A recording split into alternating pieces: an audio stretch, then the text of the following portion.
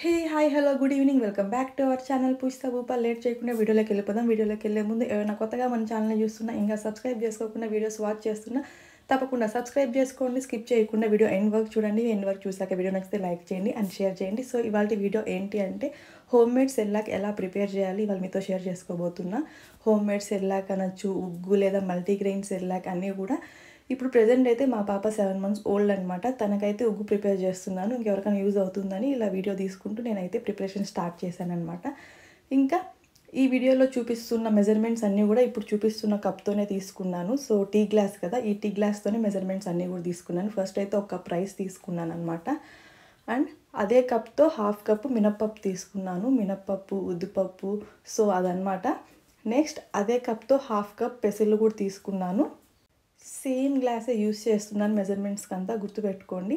మరి అదే కప్పుతో 1/2 cup అయితే కందిపప్పు వేసుకున్నాను అనమాట. సో గ్రెయిన్స్ అన్నీ ఇవే వేసుకున్నాను నేను. సో రైస్, ఉద్దిపప్పు, పెసరపప్పు అండ్ కందిపప్పు అనమాట. ఇప్పుడైతే 1 tablespoon జీరా వేసుకుంటున్నాను. బేబీస్కి బాగా డైజెషన్ అవుతుంది అనమాట, డైజెషన్కి యూజ్ అవుతుంది జీరా అండ్ వామ్ అనమాట.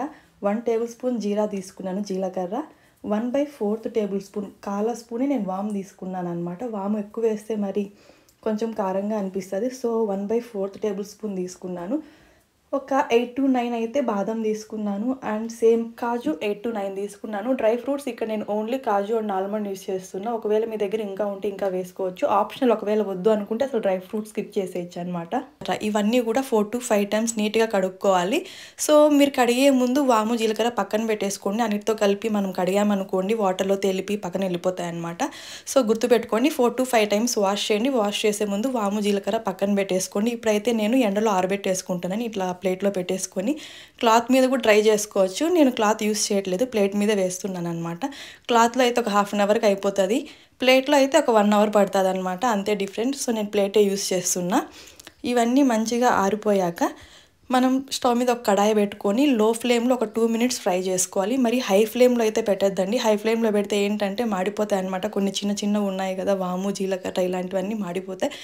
సో లో ఫ్లేమ్లో 2 minutes అలా ఫ్రై చేసుకోండి. కలర్ ఏం చేంజ్ అవ్వాల్సిన అవసరం లేదు, జస్ట్ 2 minutes లో ఫ్లేమ్లో అలా కలుపుకోవాలన్నమాట.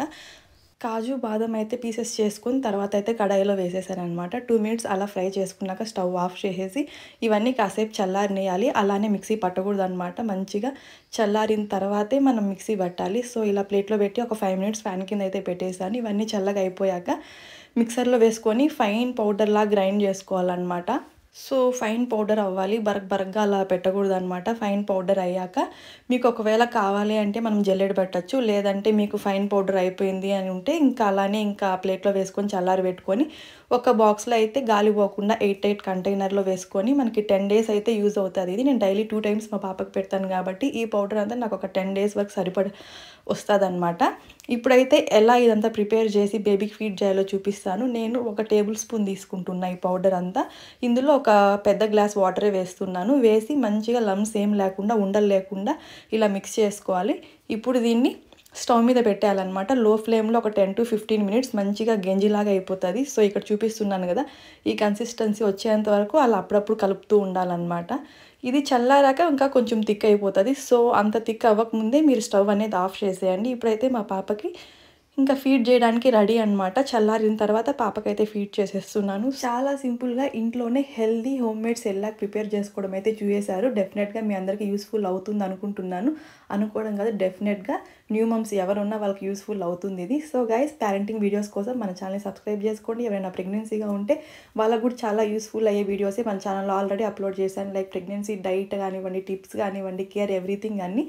సో గైస్, తప్పకుండా సబ్స్క్రైబ్ చేసుకోండి. Thank you so much for watching. మళ్ళీ నెక్స్ట్ వీడియోలో కలుద్దాం. Until then take care, bye bye. This is Pushta Bhupal.